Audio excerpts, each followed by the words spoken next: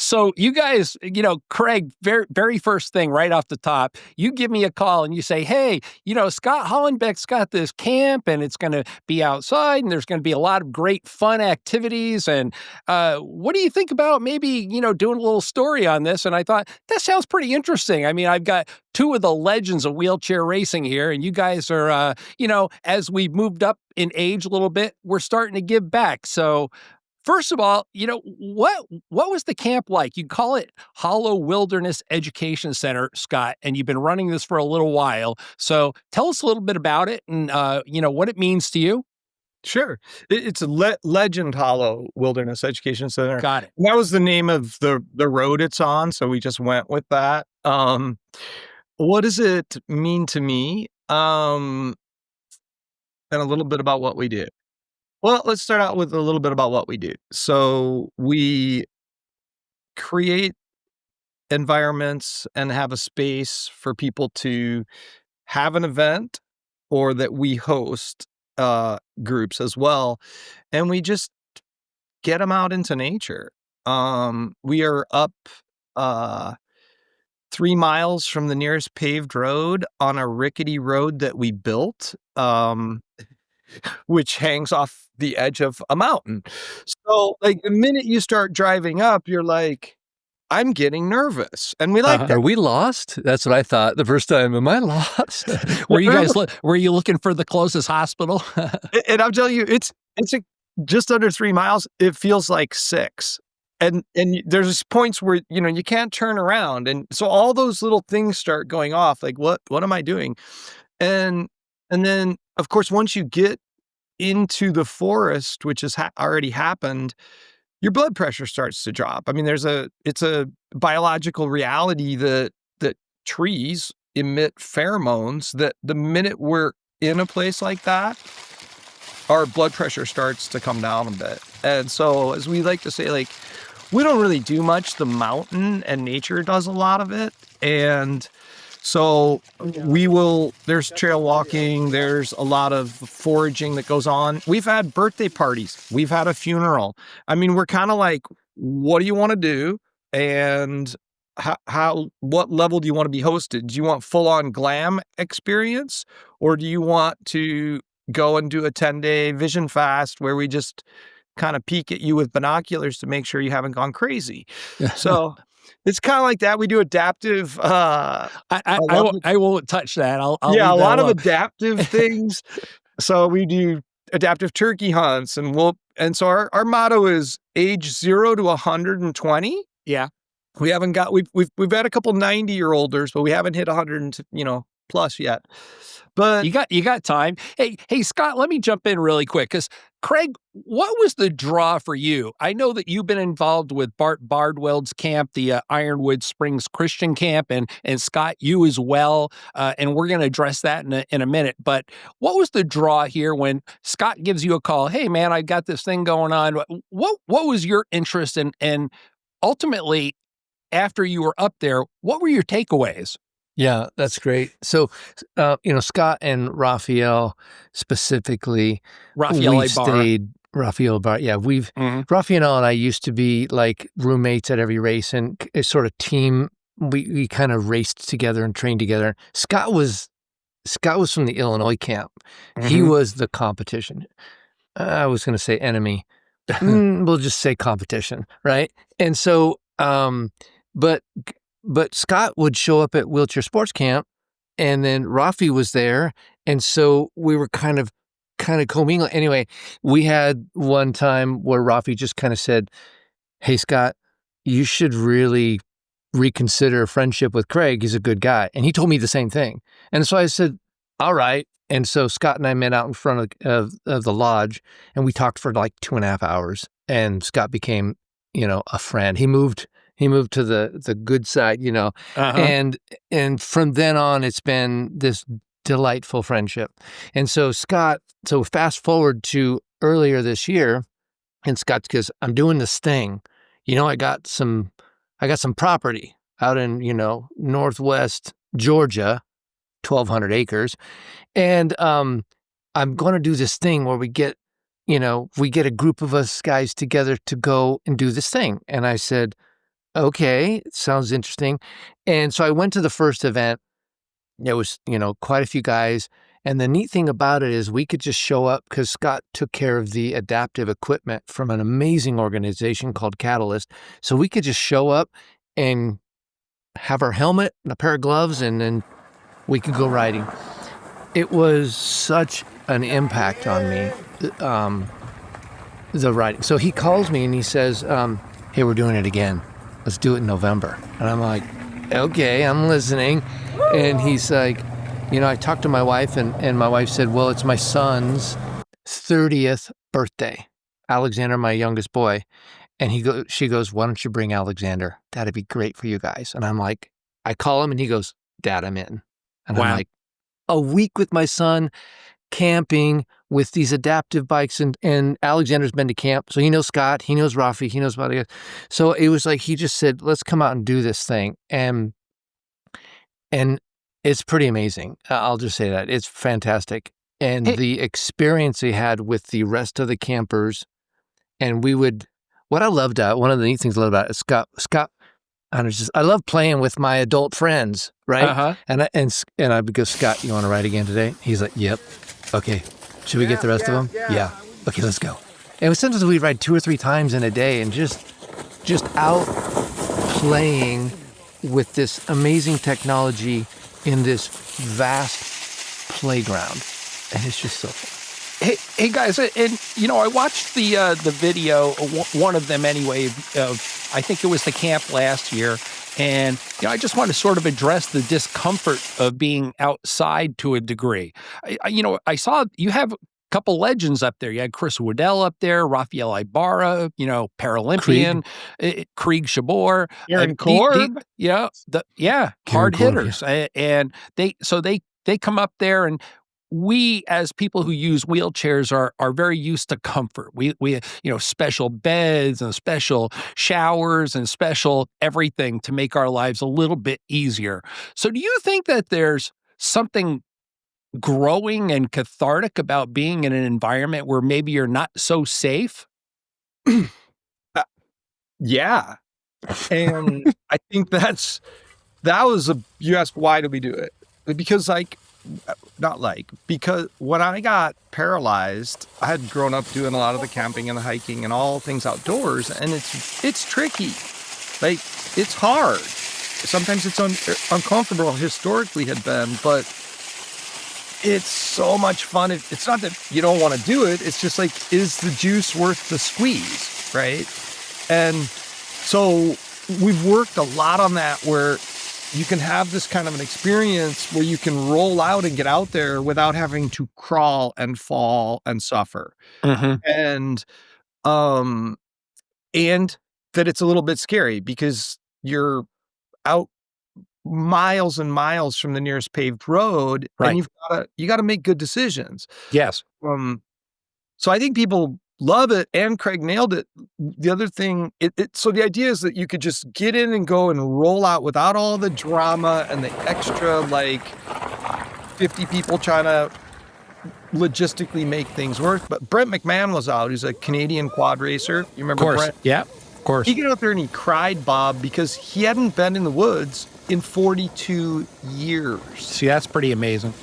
And so when I started trying some of this, which I tried a lot of times and failed, it was very uncomfortable and wasn't pleasant. And then He was there before the road was in. Wouldn't it be great to have a place where you could enjoy this level of wilderness, but not have to suffer? Or if you want to suffer, you can still do that too. We'll take care of you. Hey, Craig, if I'm not mistaken, when I was watching the portion of the video where you guys did the night ride, I think it was you sort of stating, are we of sound mind right now? It was spooky, man. This is not dark like by the city where you run into a street light here and there. This is dark, and you guys have more or less minor helmets on with as much light as you can get together. But did you when you were done with that, obviously, just like jumping out of an airplane, there's a fear factor, but when you get on the ground safely, you're happy. Was it the same sort of experience? You're out there in the woods, it's pitch black, anything could come out of the woods. What was it like, and what was the fear factor? No, for sure. So this was kind of the first organized night ride that I've done, and definitely the first off-road night ride that I've done. And so we have most of us had helmet or lights. Mhm. Brad White didn't have a light, and he's his own little light. I guess I'll just say that about Brad. But we cruised out there and we're going through things. One of the things that happens when you're riding in the day is, you're out on the road, you can see the road and all that, and then you can see the trees, and you kind of have a good spatial awareness. But Exactly. when you're out in the woods in this kind of darkness, where your flashlight ends, the world ends. And so you're like, there could be monsters right over there, but and you look and no, there's no monster there, but there might be one. So it's a little bit wild. And then you're also riding this bike, and so you're having to brake and go over logs and different things. But we cruise out, and it's just magical because we're not going nearly as fast, and it seems like there's this open space, and I don't know, it was really awesome. But we get to this one point, and we all stop at this T section in the woods. And Scott says, "Everybody turn off your lights." And I'm like, Oh, boy. "Okay, all right." And he goes, "Look up." Oh, man, I'm almost going to cry just thinking about it. We look up, and there's the stars, and you can see them. And it's magical. It's like, I'm getting oh, goosebumps remembering. oh my goodness. And then he takes out this special flashlight and he shines it around, and these things start lighting up, this bioluminescence stuff on the trees and the different stuff out there. And it's quiet, we're not moving, and we just start to talk about what we're all, and it was just it was crazy cool. It was awesome. You know what's interesting, boys, is you guys were two of the royalty of American wheelchair racing. You raced in front of crowds of tens of thousands in stadiums, and people cheering you up and down hills, and sitting on top of the podium with people adoring you. And here you are now, you're talking, and we aren't even addressing those moments. We're talking about something that, yeah. So what We got better things happened to do now. what happened over that time that you could replace all that cheering and all that adoration with what you're experiencing now? Because I genuinely hear the joy in your voice. Yeah. I for me, I obviously we all love the competitive side of the Indeed. things we did. There's a lot of that happens out there too. Oh, Super really? competitive, Oh, Bob. yeah. First of all, so we're getting that check. But it was always like you got to catch the next flight, or you'd be in this amazing city, and then it's like I got to get back to training, and Right. oh, by the way, like the idea of spending time with like Raphael's son and Craig's son and Krieger's son, coming out there and getting to do something like that, it's something that we didn't get to do when we were racing, like, too much. Like, it was, your foot is on the gas and you're going and going.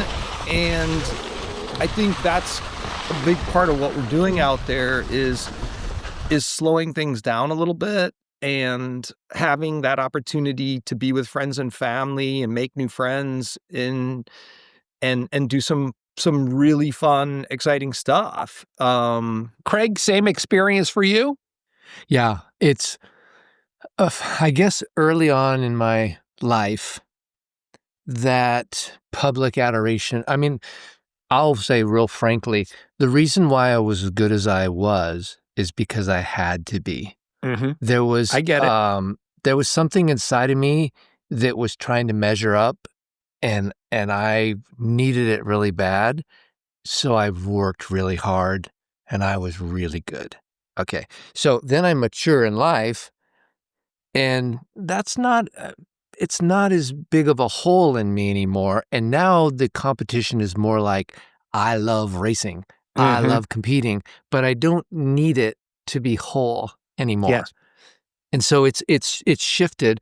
But the beauty of and Scott and I we have some video we'll share with you where Scott and I like to not there's the path, kind of the road, and I'll use road with quotes around it because some of it's pretty nice and some of it's kind of I've rough. seen it. Yeah. Yep. And then I'm like, Scott, we should go over there. And he's like, there's no trail over there. And I thought, yeah, I know. And he's like, okay, let's go there. And we just call it, off the trail. And I think of it as solving a puzzle. And it's my favorite thing, and turns out it's one of Scott's favorite things too. Well, we go out and we purposely try to get stuck, and we try to get over things, and we try to problem solve, and it's not fast motion stuff. It's slow, and it's this, I can't believe we just got up here. Like, this is crazy. And, I mean, I'd love to hear your story about that, Scott, because that was so much fun for you. Yeah, go ahead, Scott. Bring it in. Yeah. It's my favorite stuff to do out there, for sure. And Craig and I really get into some wild things. One of the guys who's out, and he's kind of a member and volunteers out there all the time. And he was out with Craig and I the day after the April event. And he had to pull us over some stuff, and we were really having fun. We were kids in a candy store, and we were dropping off these like 9-foot creek beds that were dry at the time. Mm-hmm.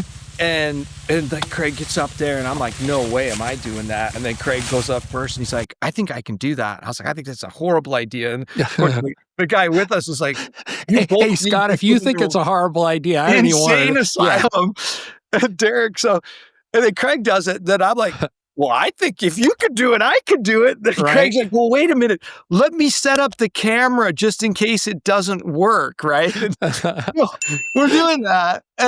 And it's great. And there's a guy from camp, actually. So many people wouldn't understand this mentality it's so fun because you're not only having this physical experience, your like brain is overheating with, if I could get over this log like that. And so you don't go very far, but like you feel like you just ran half a marathon when you're done. Yeah. And anyway, my buddy Derek, who lives from that area, and we finished that ride, and he goes, I don't say this often, but I know you guys are from the West Coast and Illinois, but you're officially full-blown rednecks. There you go. Hey, guys, in accordance with what I was talking about earlier about when the cheering stops and all the accolades, when they start to taper down, I mean, geez, you guys have both had monumental careers. Craig, you got a third in the bronze medal in Seoul in 1988 in the big exhibition event, which was the big cheese. I mean, there was just nothing bigger to accomplish than being in those exhibition events. Scotty, same thing for you. You got a silver in Atlanta. You guys reached the mountaintop. And I was reading, do you guys remember David Hall, the tennis player? Yeah. Okay, David achieved it all. He won it all. He traveled globally for 15 years of his life. I just got done with his book, Super Beast, and it's fabulous, by the way. He has this one section where everything falls apart. He can no longer call himself, hi, I'm David, the tennis player. The injuries have set in, age has set in, his desire is starting to wane, and ultimately, he goes into a depression because he doesn't know who he is anymore. And finally, when it was all said and done, and he dug himself out, he went to a psychologist, and the psychologist basically said, David, it's your time to give back. That's where you're going to find growth and you're going to find happiness. And he took those words. It wasn't instantaneously, but he dug himself out. I feel like when I'm talking to you guys, I'm experiencing the same thing. 100% for me. It wasn't premeditated. I would say that we stumbled upon it. Like it just seemed like the right next thing to do. And to me, it looked like a playground I could go play in, and it just turned out to be this thing. How about for you, Scott? Yeah, I think that post competitive, like retirement, if you will, and you're still like, well, am I really? I know you have a hard time saying that. I'm Yeah. like, You're in me. don't say I it. hear Don't that. You say guys it. know. And then, you know, yeah, I remember things weren't going well at home. There was a sense of I'm working, I'm paying bills and raising, but there was a missing piece that was there. And yeah, yeah, I was in marriage counseling. My wife was about to, like, she was done. And that's actually when these sorts of things, these nature-based experiences came knocking again. And then wanting to, and it was very clear, like, okay, I'm gonna stop thinking about what Scott wants to do for Scott and just start doing more of service, is essentially the best way I can describe it. Service to the community with disability and elsewhere. And it's been, it's great. It's honestly, Bob, it's more fulfilling and feels better to me than I loved the racing, but this sort of work has been just very rewarding. And I would say Bob, our good friend Bob Bardwell up in Minnesota, through his place at Ironwood Springs Christian Ranch, was instrumental in sort of laying a foundation for that. And Yeah, he created the environment for us to like. and do let me jump this. in, because Craig, I know you've been there a number of times, and so have you, Scott. But Bob passed this past year, and he was a good guy. I mean, make no mistake, Bob was probably not gonna. Wasn't gonna win many races, but he was always out there. He did his thing, and boy, talk about a guy who gave back. 50 years since 1976, he's been hosting this camp. Boy, that's really, at the end of the day, this is what it's really all about. Yeah. Yeah, Bob. Tell me, Craig, quickly about Bart and what the relationship was with him, because I could see you guys had a very special bond. Yeah. Oof. Yeah. Deeply. And he just became a dear friend and a mentor to me. Now I'm actually taken over his role for about the last decade. Excellent. He's transitioned to me being the director of the week-long National Wheelchair Sports Camp. And that's the flagship, camp that they do once a year. And they have lots of other camps, but this is kind of the pinnacle camp. And it was Bob's baby, and his, Jim Martinson and Bob Bardwell started Legend. it. Yeah, like 1986, 87, back there. And Rafi told me about it, and I came like the second or third year. And it's, I remember him telling me one time, Bob he's such an incredible lover of people, and he's a tireless encourager. Like, he just has encouragement, like, pulsating out of his being. And I remember him telling me one year, I said something about, being the director. He goes, well, not so, he calls me Blanche. He goes, not so fast, Blanche. He goes, here's how I see it. And I'm like, okay. He goes, we're riding along in a horse-drawn carriage, which is like, whatever, I don't ever do that. And he goes, I've got the reins. You're watching. He goes, then I'm going to hand you one. And I'm thinking, how are we steering this thing? But he's like, just follow, just work with me. He goes, and then I'm going to watch you. And then eventually I'm going to give you both the reins, and I'm going to sit there for a while, and I'm going to watch you. And then there'll be a day when I'm not in the carriage with you, and you'll be running it. And that's going to be this year.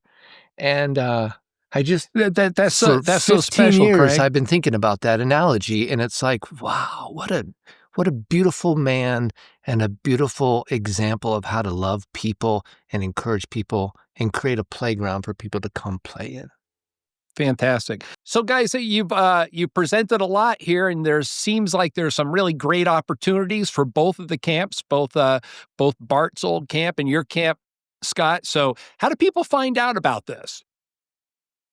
Craig, you go first. Tell us about Bart's camp. So, Yeah, you can go to National Wheelchair Sports Camp or ironwoodsprings.com, and you can click on their physical challenge things, and you'll see National Wheelchair Sports Camp. So ironwoodsprings.com, that's where you can get information about the National Wheelchair Sports Camp. And Scotty? Sure.